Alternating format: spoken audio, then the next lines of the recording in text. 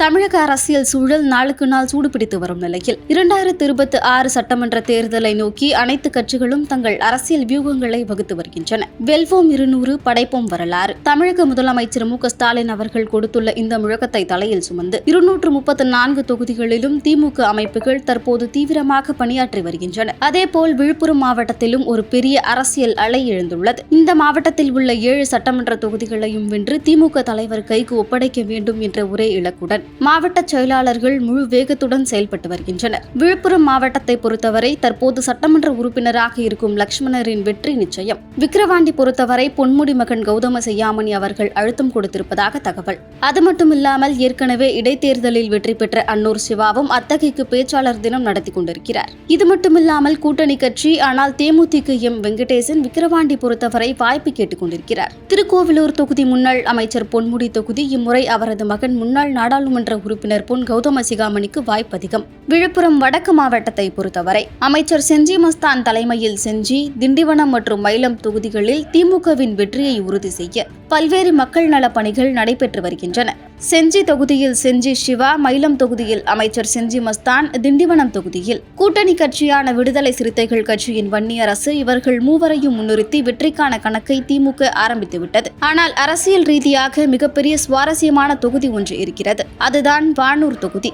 விழுப்புரம் மத்திய மாவட்ட செயலாளர் டாக்டர் லட்சுமணன் தலைமையில் வானூர் தொகுதியில் வெற்றி பெற்று காண்பிப்போம் என்று தலைமையிடம் வாக்குறுதி கொடுத்தார். அதன்படி சே. புஷ்பராஜ் அவர்களுக்கு அந்த தொகுதியில் வெற்றி வாய்ப்பு அதிகம் உள்ளதாக தலைமையிடம் தெரிவித்தார் லட்சுமணன். வானூர் இது ஒரு சாதாரணமான தொகுதி அல்ல. புதுச்சேரி எல்லையை ஒட்டி அமைந்துள்ள தனித்துவமான நில அமைப்பு, உலக புகழ் பெற்ற ஆரோவில் சர்வநகரம், திருவக்கரை வக்கரகாளியம்மன் கோவில், பஞ்சமுக ஆஞ்சநேயர் கோவில், மொரட்டாண்டி காளி கோவில், ஆன்மீகமும் வரலாறும் கலந்த ஒரு முக்கிய அரசியல் மையம்தான் இந்த வானூர். 1962 உருவான இந்த தொகுதி ஒரு காலத்தில் திமுகவின் வலுவான கோட்டையாக இருந்தது. ஆனால் 2021 ஆண்டு தேர்தலுக்கு பிறகு கடந்த 25 ஆண்டுகளாக இந்த தொகுதி அதிமுக வசம்தான் உள்ளது. தொடர்ச்சியாக 5 தேர்தல்களில் திமுக வெற்றியை இழந்துள்ளது. கட்சி முன்னோடிகளுக்கு ஒரு பெரிய கவலையாக இருந்தது. ஆனால் 2026 ஆண்டு தேர்தலை முன்னிட்டு இந்த நிலையை மாற்ற வேண்டும் என்ற தீவிர முடிவை திமுக தலைமை எடுத்துள்ளது.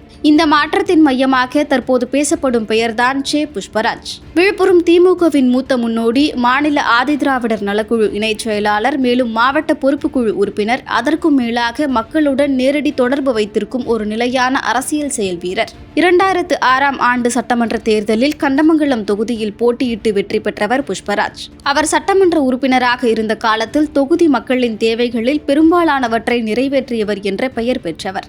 மேலும் ஒரு முக்கிய விஷயம், அவர் போட்டியிட்ட கண்டமங்கலம் தொகுதியின் பெரும்பகுதி தற்போது தொகுதி மறுசீரமைப்பிற்கு பிறகு வானூர் தொகுதிக்குள் வந்துள்ளது. ஆனால் அந்த பகுதிகளில் அவருக்கு ஏற்கனவே வலுவான மக்கள் ஆதரவும் உள்ளது. வானூர் தொகுதியில் சமூக அமைப்பை பார்த்தால் வன்னியர்கள், ஆதி திராவிடர்கள், உடையார்கள், ரெட்டியார்கள், இஸ்லாமியர்கள், மீனவர்கள் என பல சமூகத்தினர் வாழும் ஒரு கலவையான தொகுதி. ஆனால் அரசியல் வட்டாரங்களில் பேசப்படும் முக்கியமான கருத்து என்னவென்றால் அனைவராலும் ஏற்றுக்கொள்ளப்படும் வேட்பாளர் தான் புஷ்பராஜ். அம்பேத்கர் மற்றும் தந்தை பெரியாரின் சமூக நீதி கொள்கைகளை பின்பற்றி விளிம்பு நிலை மக்களின் உரிமைக்காக தொடர்ந்து குரல் கொடுத்து வரும் அரசியல் முகமாகவும் அவர் அறியப்படுகிறார். இதனால் தான் தற்போது திமுக வட்டாரங்களின் ஒரு முக்கிய நம்பிக்கையாக உருவாகியுள்ளது. 25 ஆண்டுகளாக அதிமுக வசம் இருக்கும் வானூர் தொகுதியை மீட்டெடுக்கும் சக்தி சே. புஷ்பராஜ் அவர்களுக்கு தான் இருக்கிறது என கட்சி முன்னோடிகளும் தொகுதி மக்களும் ஒரே குரலில் கூறி வருகின்றனர். அப்படியானால் 2026 தேர்தலில் வானூர் தொகுதியில் மீண்டும் உதயசூரியன் உதிக்குமா? 25 ஆண்டுகளுக்கு பிறகு திமுக இந்த கோட்டையை கைப்பற்றுமா? அதற்கான பதிலை காலமே சொல்லும்.